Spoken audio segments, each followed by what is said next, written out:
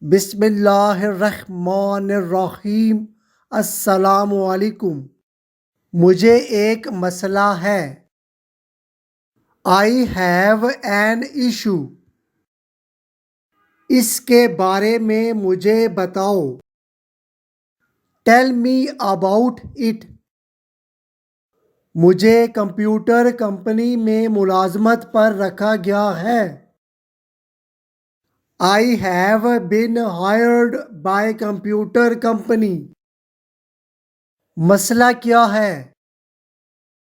What is the problem؟ کل مجھے university سے نوکری کی آفر ملی۔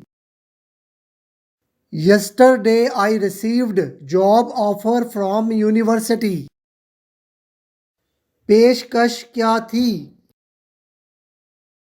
What was the offer؟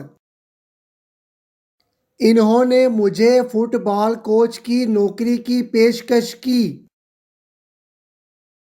They gave me job offer of football coach۔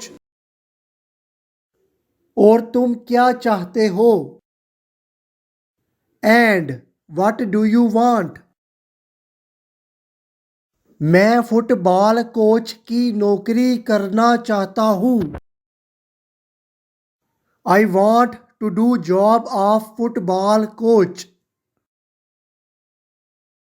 لیکن کمپیوٹر کی نوکری میں پیسہ بہت زیادہ ہے۔